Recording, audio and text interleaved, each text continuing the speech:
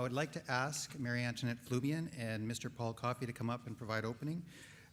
Before I go up, Mr. Coffey started his 44-year career with RBC in the native Woodstock, New Brunswick. He is the former Executive Vice President, Government Affairs and Business Development for RBC.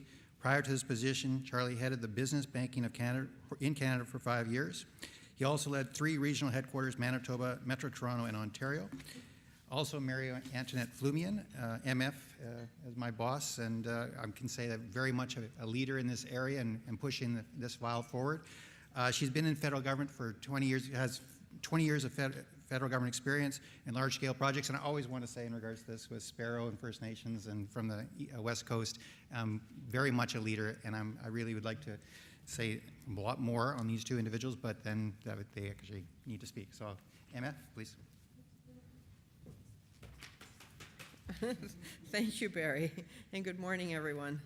Thank you all for coming to participate in the Institute on Governance third installment on the dialogue series, Characteristics of a Nation-to-Nation Relationship. Today's dialogue, co-hosted with Canadians for a New Partnership and the Chiefs of Ontario, is on the very foundational topic of intergovernmental fiscal relations. Thank you also to Elder Gary Sue for welcoming us to your traditional territory. We very much appreciate the teachings that you spoke of as they instruct us as to how respectively move forward on a nation-to-nation relationship. And many have eaten at this table, but so far we haven't seen much production, so we're looking forward to it, and thank you for that blessing. First, I'd like to recognize, like everyone else, that we're holding this dialogue on the traditional territories of the Mississauga of the New Credit First Nation and all the Indigenous peoples who have shared these lands over the centuries. The federal government's commitment to pursuing a nation-to-nation relationship based on recognition, rights, respect, cooperation, and partnership with Indigenous peoples in Canada invites the opportunity for thoughtful reflection and discussion on the path forward to achieve genuine nation-to-nation relationships.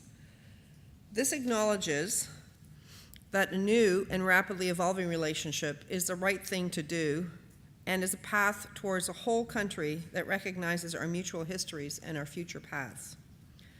The Institute on Governance believes that nations and leaders must have the opportunity to share their vision in an open forum and direct this agenda moving forward. By convening experts and facilitating the exchange of knowledge, this dialogue aims to bring to the forefront systemic governance challenges, and there are many, that have impeded advancements in the relationship building to date.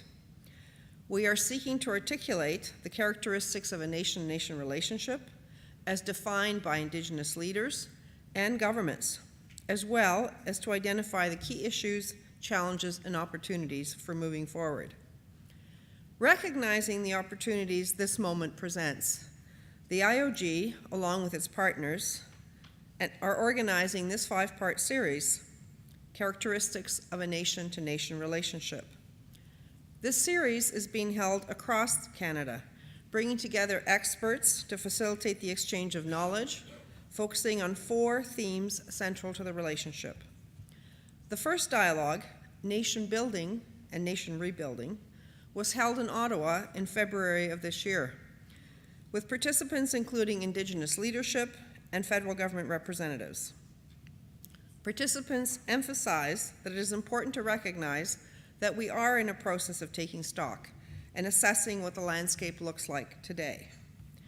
Participants and panelists talked about the importance of the Two-Row Wampum Treaty as being a clear articulation of the relationship as it should have been between Indigenous and non-Indigenous nations. The 2 rows of purple wampum beads on a background of white represent 2 nations going down a river together, but in separate boats. Each nation respecting each other's government, way of life, spiritual ways, customs, and traditions. The second dialogue on jurisdiction was held in Vancouver in May. Participants spoke of the importance of knowing our histories and the importance of completing the story of our coexistence. Panelists and participants spoke about how Indigenous law comes from the Creator and from their existence as people who have lived on their territories for thousands of years. The Honourable Senator Murray Sinclair reinforced this by speaking of the importance of Indigenous nations knowing their own histories and laws, and how those get passed down through their stories. As well, Overd Mercredi spoke of the obligations of Indigenous governments to take on responsibilities, be accountable and transparent, and to make their own laws for their own people. One of many examples of implementing Indigenous jurisdiction was provided by Tribal Chief Wayne Christian. He spoke of how the Shuswap Nation turned to its knowledge keepers and elders when the nation codified Shuswap laws. This third dialogue will focus on the central theme, intergovernmental fiscal relationships. Jurisdiction is hollow without the capacity to exercise it.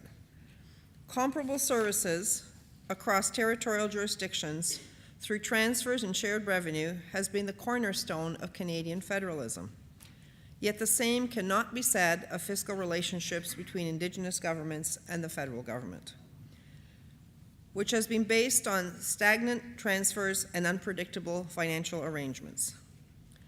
A new system is needed that is feasible within the political and institutional environment of today, and that leads to the support and increased sustainability of everything we're talking about.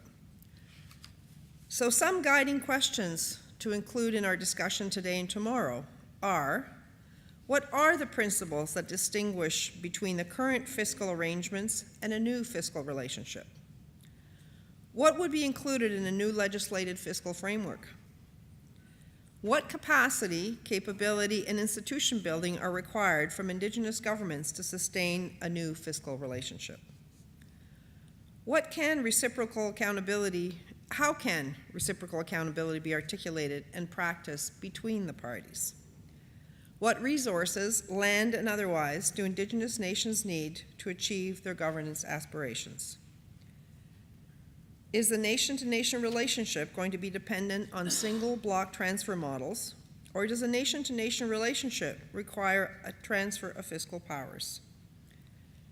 As we begin today's and tomorrow's exploration, I'd like to thank all the panelists and participants for coming to Toronto to participate in this dialogue. We're very happy to see such a diverse participation at this event. We appreciate that many of you have come from great distances and taken valuable time to participate and explore this important subject on the characteristics of this nation-to-nation relationship. To address the reality, there are many who would like to attend and participate, but are unable to be here. As a result, we've partnered with Nation Talk to video both the panels and provide an opportunity for participants to answer more specific questions. These videos are shared online to continue the discussion, and all you have to do is go to our website, iog.ca. I'd also like to note that our next dialogue, focusing on wealth creation, will be occurring in Halifax in the fall. Stay tuned in the upcoming days for more information on our website. On behalf of Canadians for New Partnership and the Chiefs of Ontario, I want to thank you all very much again for participating in what I'm sure will be a very lively and engaging 2 days. Thank you.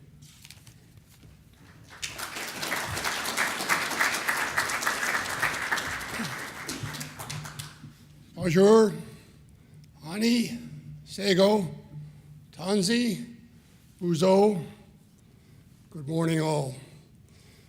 Elder Gary, I too want to acknowledge, first of all, the fact that we are having this dialogue today on the traditional territory of the Mississaugas and the New Credit. And I want to thank you, as always, for your warm welcome and your blessing.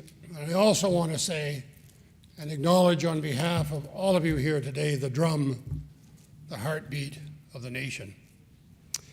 I'm going to start off with a question. I know Minister Zimmer will get this right off the top. But in his 1997 Academy Award-winning performance in the movie Jerry Maguire, Cuba Gooding Jr. said what? Hello? Show me the money. And that, ladies and gentlemen, is what the dialogue over the next 2 days is about. It's been framed, thanks to the intellectual capital at the Institute of Governance, as defining the fiscal relationship. But it is all about, in my view, showing me the money. I'm here with you this morning wearing two hats, the most important one being in my capacity as a director of Canadians for New Partnership. And I'm going to give you a 90-second commercial, if you don't mind, on what Canadians for New Partnership is all about. Later today, you'll meet the founder of Canadians for New Partnership, Stephen Quay, who many of you know was a former Premier of the Northwest Territories, former President of the Dene Nation, and an individual who was greatly concerned about the relationship between his people, the Indigenous people of this country, and Canadian society. So with the encouragement of his children, he made a few phone calls and brought together a very interesting group of characters, if I could describe them as such, but people who were equally committed to bringing about significant change. He phoned Ovid Mercady. Was it, Ovid, a 3-second discussion when you said yes? He phoned Mary Simon, Scott Searson, who's here today. He phoned a couple of former prime ministers, Paul Martin and Joe Clark. He phoned Frankie Akabuchi, and he phoned me, and again, a very short discussion about serving on the board of Canadians for New Partnership. I'm often asked, what is CFNP all about? As I said to Michael Powers here this morning, one thing we are not, and that is we are not into programming. We are about forming partnerships, and I want to thank the Institute for allowing CFNP to partner on this series of dialogues across Canada. When I look at reconciliation, and I look across the landscape in Canada, I see, let me put it this way, 1,000 flowers blooming, a lot of well-intentioned people and organizations wanting to do something. Well, I describe CFNP as the master gardener, taking those blooming flowers and taking them to a whole new level in terms of reconciliation, but most importantly, what we're doing under the leadership of Stephen Quay is listening to the voice of the Indigenous women and men. My second hat is that as a personal advocate, if you will, of Indigenous peoples from coast to coast to coast. And my journey very quickly started in Woodstock, New Brunswick, where I was born and raised. And during my teen years, played a lot of baseball and hockey with the boys from the Woodstock First Nation. And then on Saturday night, I was a little older, the boys would join the girls from the town and the First Nation at the Legion Dance. And those of you who have been to a Legion Dance in New Brunswick will realize sometimes they can get a bit rough. But it was the boys from the Woodstock First Nation who had my back. But more importantly, when my great-great-grandfather arrived from Ireland in 1826, it was the Maliseet peoples in the upper St. John River Valley that helped him survive. And I think that's why I'm with you today.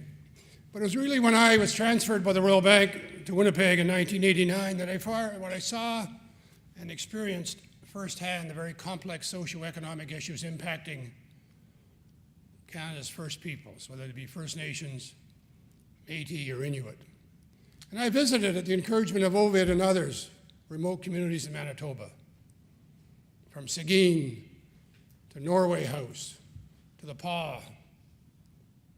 And what I saw disturbed me greatly. And I said to myself, this is not the Canada that I know. And I made up my mind at that time to speak up and speak out on issues impacting our First Peoples. Why? Simply because, in my view, you and they deserve better. And I think your presence here today and tonight and tomorrow convinces me that you share that need. And my penultimate comment is a piece of graffiti that I saw in the north end of Winnipeg when I walked those streets in 1989 and the early 90s. And the graffiti was large 2-foot letters, talk minus action equals 0. So today and tomorrow, ladies and gentlemen, we're going to convert talk into action. And finally, I'll leave with you, and Ovid, you may well know this Cree elder from northern Manitoba who said to me in the early 90s, Mr. Coffey, listen or your tongue will cause you to become deaf. Listen or your tongue will cause you to become deaf. But in taking that wise elder's words, I encourage you to speak up and speak out, because quite frankly, when it comes to the fiscal relationship, the status quo is not an option. Thank you for allowing Canadians for New Partnership and me personally to be present here today, and I look forward to the dialogue that we will be having over the next 48 hours. Good morning.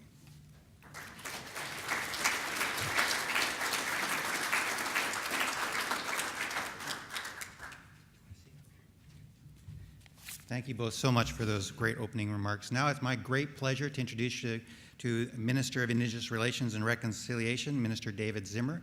I could go on with all your, no, so please come on up and opening remarks. Thank you so much.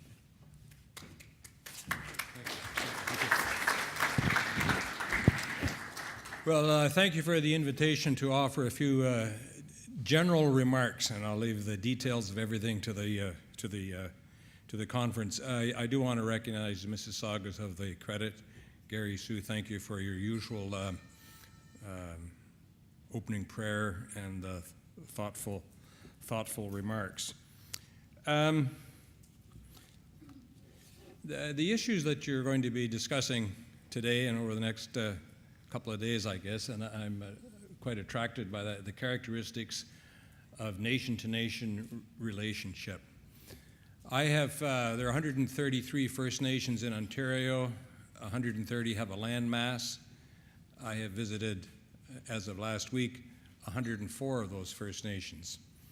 On every visit, there's a formal agenda prepared, and we go through a number of items. Always, one of the agenda items is the governance piece, the nation-to-nation governance piece. How is the local First Nation going to interact with the province, with the federal government? How are the First Nations in Ontario collectively going to interact with the province? This reworking of the relationship, or getting the relationship on a better ground, is, I think, one of the issues of our time. The public, you only have to pick up any print media, turn on any electronic media of any form, participate in any conversation around a water cooler at work or socially with friends in the weekend, and the issue of relationship with the various levels of government with First Nations comes up. People ask, what does it mean? Who should give what to whom? What are the issues? So the society, I think, out there has reached a tipping point on this issue. Everybody is aware of it. And the critical moment now is we're at the, as Malcolm Gladwell spoke in his book, The Tipping Point, we're at a tipping point in what happens to the relationship. And it's incumbent on everyone, but particularly the leadership that's in this room, to see that it tips in a good way and that we get it on a sound footing, on a better footing. Of critical importance to seeing that it tips in the right way is the whole issue of treaties. We are all treaty peoples. Premier Wynne makes that clear, our government makes that clear. In my conversations with Regional Chief Day and other chiefs in the room and other leaders in the room, we emphasize this fact that we are all treaties.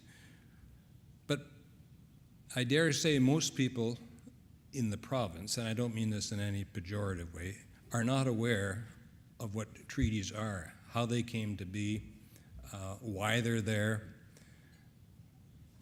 They have no sense of the importance of treaty in the relationship.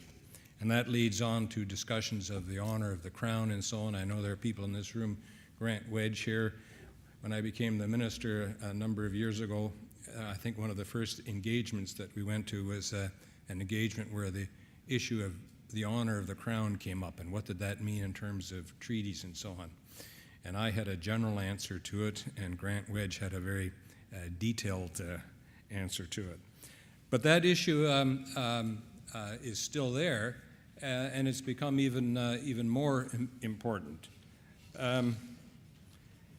So I think governance issues, the relationship between First Nations and other levels of government is a foundational issue to how the next years in Canada and in Ontario are going to unfold. I've talked about this idea of the tipping point. Our government, Premier Wynne, myself, everyone in the government wants to see that we get this treaty relationship right. I was attracted to a comment that you made, Charles, on the movie with Where's the Money? So here's about this time last year, Premier Wynne sent me and my deputy minister and some other deputies, assistant deputies and others, and we went to New Zealand. This was to your point, Charles. Because New Zealand, out there in the rest of the world, has a reputation of being farther along or in a better place than most other jurisdictions are in terms of their relationship with the Indigenous peoples. And we spent a week there and all manner of meetings with government officials, with Maori leadership, discussions about business relationships, economic relationships, government to government, all of those sorts of issues. But at the end of the day, the theme that came out, the sort of basic theme that came out in answer to the question, why have you been able to move in a better way than most other jurisdictions? There were two answers to it, and I'll leave you with those and then I'll stop. The first answer was that a generation and a half ago, or 2 generations ago, the New Zealand government realized that it was spending enormous amounts of money and effort and public relations and work and so on to tell the Maori peoples about life in the non-Maori world and sort of trying to change them to adopt more of the New Zealand non-Maori lifestyles and practices and so on.